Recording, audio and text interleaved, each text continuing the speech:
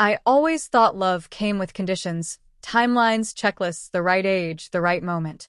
I used to believe that someone older wouldn't understand me, wouldn't see me as more than just a little sister type. But I was wrong. It started the summer I turned 23. I had just moved to Seattle, chasing a job that sounded glamorous on paper but felt lonely in reality. My apartment was small, my office was cold, and the rain never seemed to stop. I was trying to feel like a grown-up, pretending I had it all figured out. But inside, I was still scared, scared of failing, of being invisible, of not being enough. That's when I met them. Travis and Ethan. Travis was 32, tall with sandy hair that curled slightly at the ends, the kind of guy who could fix a broken chair and quote Hemingway in the same breath. Ethan was 30, quiet but magnetic, with dark eyes that seemed to notice everything. They were best friends, roommates, and my neighbors across the hall. We met over a borrowed screwdriver. My kitchen drawer handle had come loose and fallen off on my second night in the apartment. I knocked on their door, fully expecting to be met with a weird glance or a muttered excuse. Instead, Travis opened with a smile that made me feel instantly welcome. "Let me guess, door drama?" he asked, holding up the very tool I needed like he'd been expecting me. From that day forward, they became my anchors. At first, it was innocent. I'd stop by for coffee when my Keurig stopped working. They'd invite me over for takeout on nights when I was too tired to cook. I started spending more time at their place than my own. We laughed over bad movies, traded stories from our awkward teen years, and played board games that turned into battles of wit and sarcasm. But it wasn't just fun. It was safety. It was a sense of belonging I hadn't felt in years. I didn't notice the shift right away. Maybe it happened the night Travis wrapped a blanket around me when I fell asleep on their couch. Or the afternoon Ethan found me crying in the laundry room after a rough call with my boss, and instead of offering advice, just sat next to me, his silence loud with understanding. They were older than me, yes, but never once did they act like I was less because of it.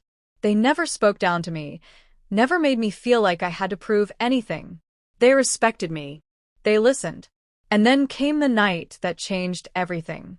It was Ethan's birthday, and we were all a few drinks in, celebrating in their apartment with a handful of close friends.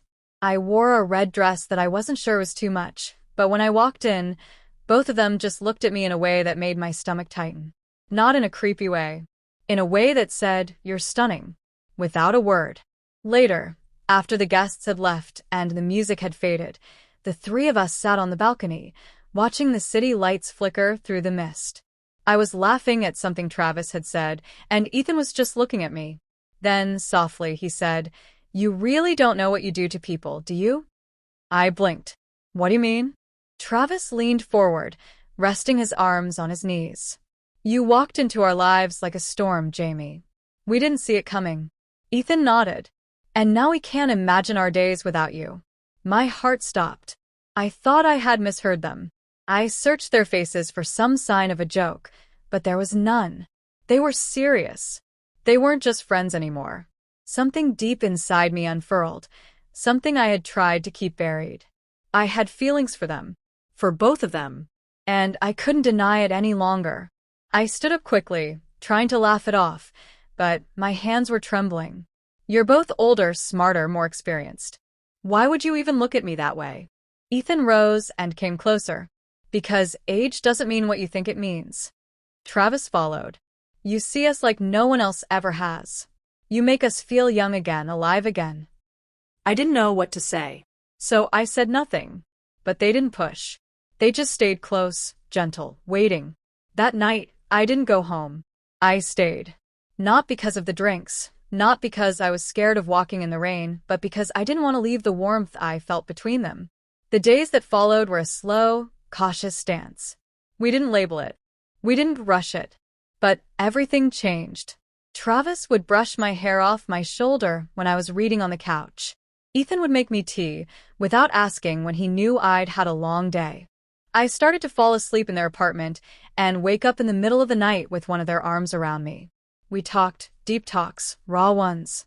I told them how I was terrified of falling behind in life, how I thought I had to earn everything before I could be loved. They told me I didn't need to prove anything to them, that I already belonged. We became us. It wasn't always easy. People made comments. "They're too old for you," some whispered. "It won't last." But they never let me face it alone. They stood beside me at family gatherings, came to my work functions, supported my every idea no matter how wild it sounded. One afternoon, when I confessed I was thinking of quitting my job to start a creative agency, expecting judgment, they smiled. "What do you need to make it happen?" Ethan asked calmly. Travis pulled out a notebook. "Let's build a plan." We worked all night, and when the sun came up, we had a roadmap. They believed in me when I barely believed in myself. Years passed. We moved into a bigger place. I built my agency. Ethan started teaching, and Travis opened a vintage bookstore. Our lives became a quiet, beautiful rhythm. We weren't conventional, but we were real. We built a home, a future, and a story that was uniquely ours. And every time I looked at them, older, wiser, and still standing right beside me, I knew what love was. They were older than me, and they never left my side.